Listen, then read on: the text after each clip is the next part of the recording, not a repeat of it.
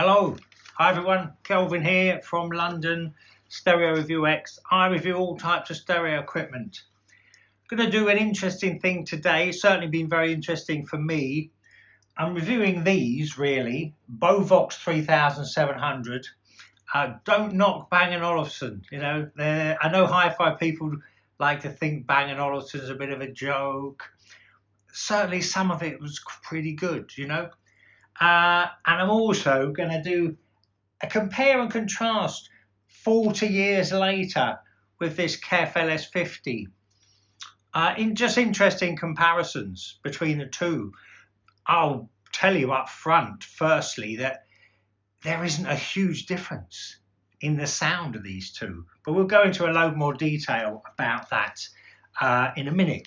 But let's just go through the technical stuff of this great big speaker here, and it's got this 12-inch bass driver, which is actually quite a unique thing, and there's an unusual reason for this. There's actually a tax reason why this has got a 12-inch driver, bass driver.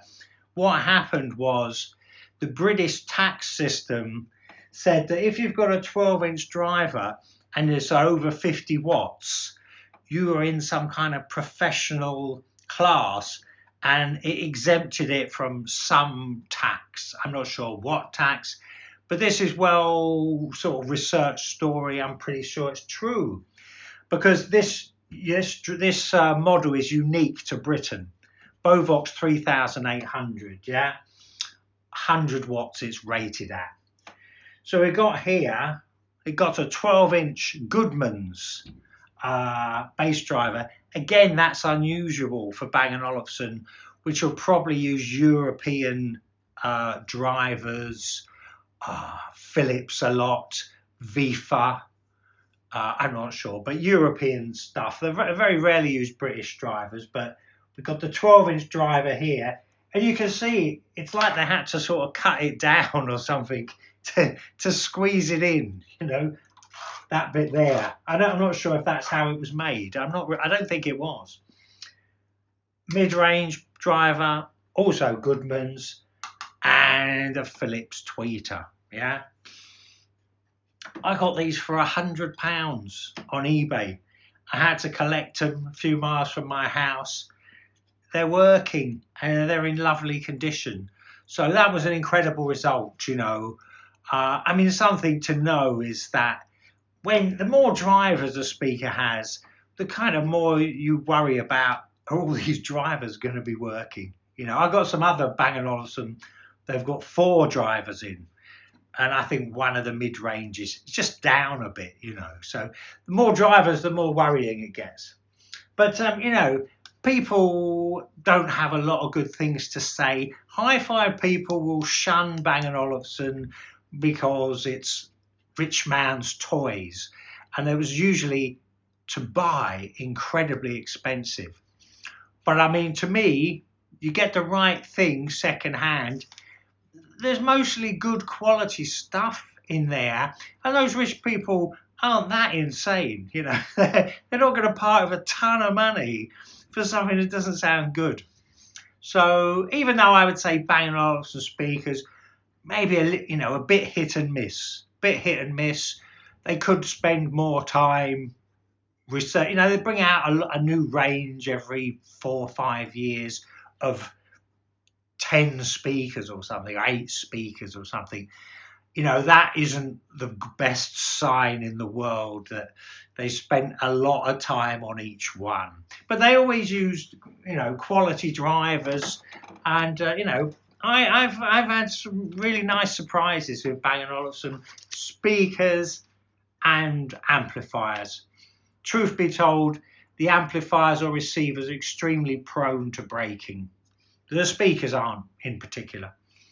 So anyway, that's that. So we'll do a thing where later on where I do a comparison with these LS50s. KEF LS50s from 2012, they came out. They are rated, I think, over 100 watts. Yes, you really have to put a bit of power into these to make them sound good. And I'll tell you straight off the bat, really the amount of bass coming out of these two is pretty similar. If anything, the bass on here is a little bit nicer, but it's a little bit more constrained.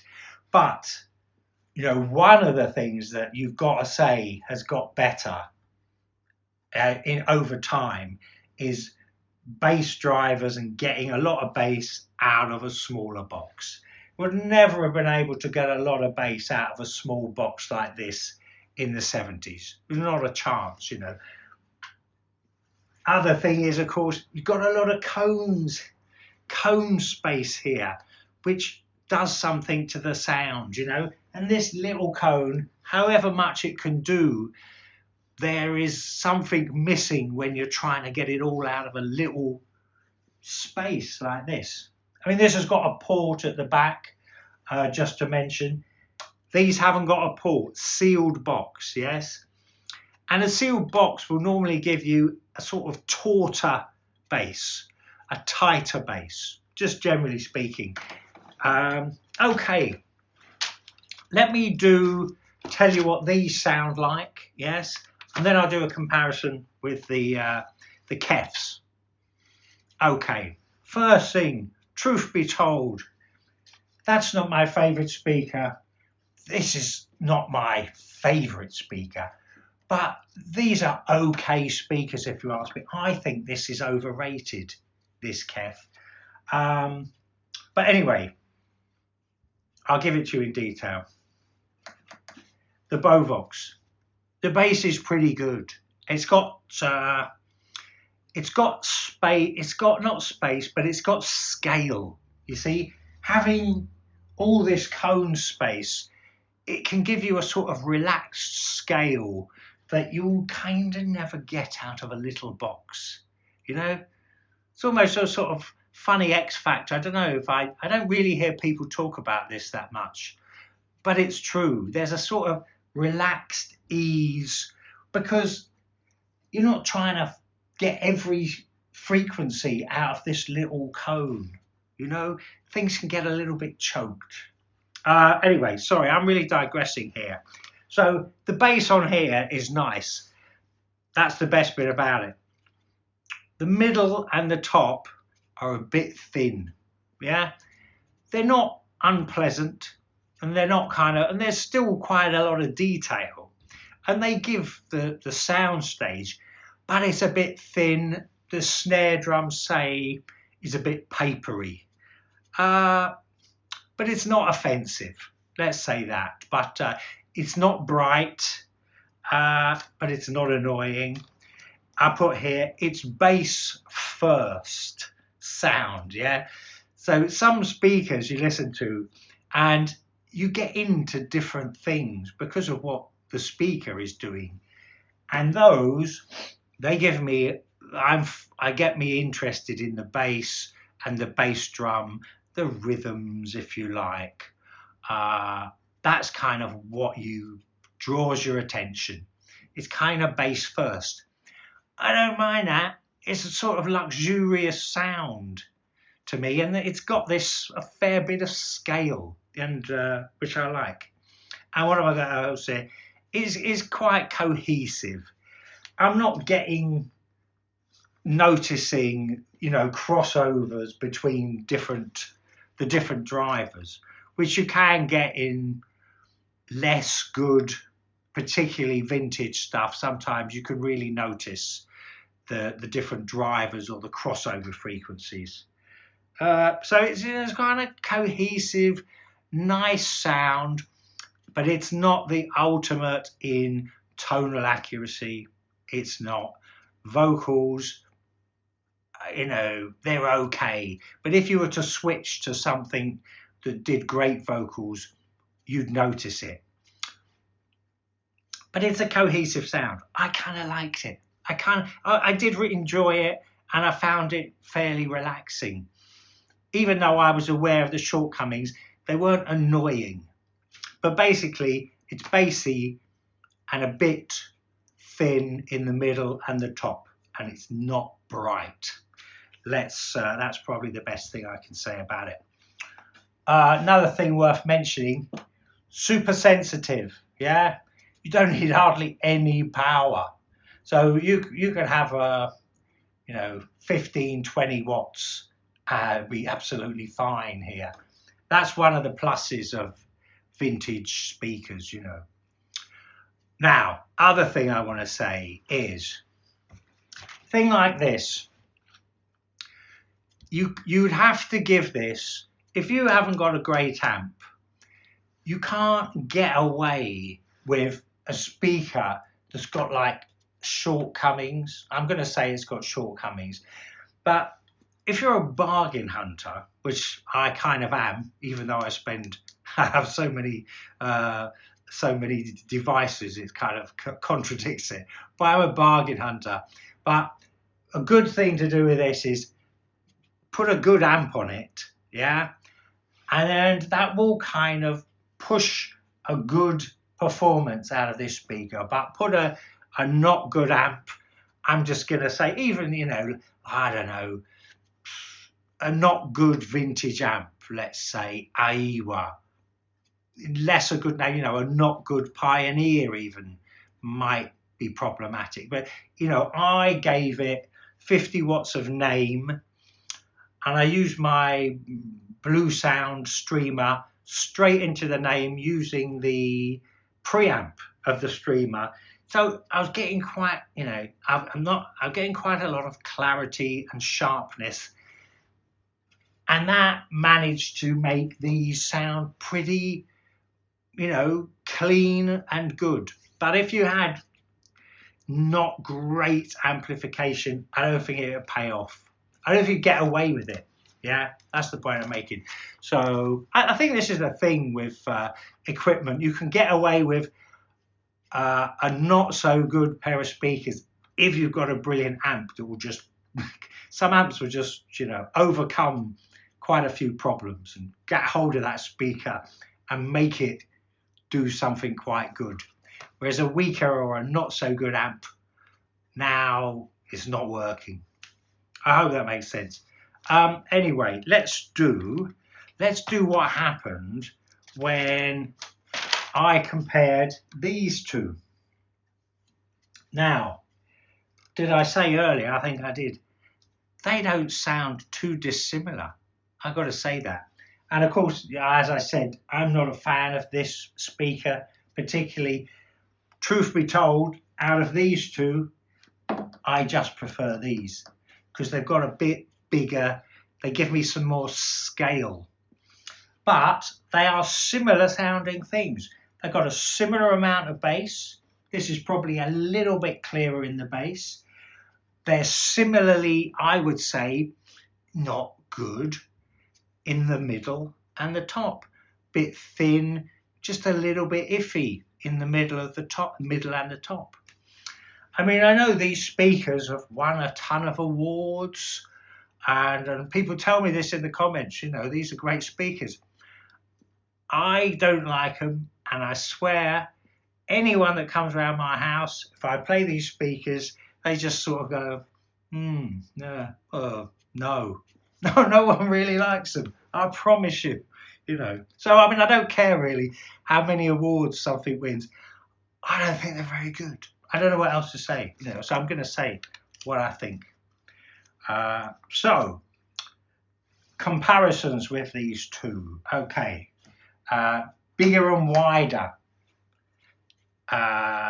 Mid and top are similar, I said that. There's some, the big box gives this relaxed, sort of more effortless feel.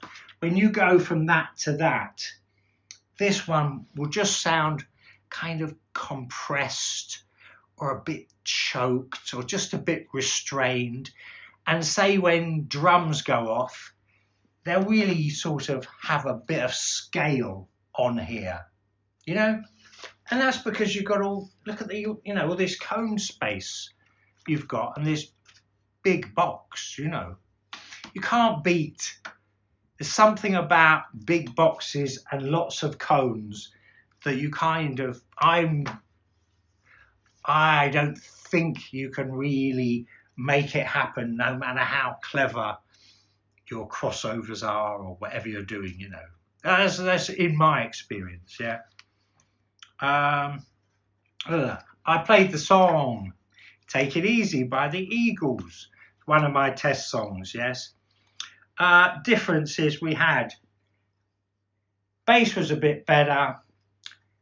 The vocals were pretty similar between the two. They were really pretty similar, which isn't very good. I'm definitely saying that. I would say, if anything, the vocals were a bit further back on these. Yeah, these are kind of bass first sound, you know. The voices are there, but you know, some speakers, the vocals there really sing out loud and clear. Here, they're there, but they're just kind of further back and a little bit quieter. But they're there, they're present, you know. They're just kind of positioned and a bit smaller.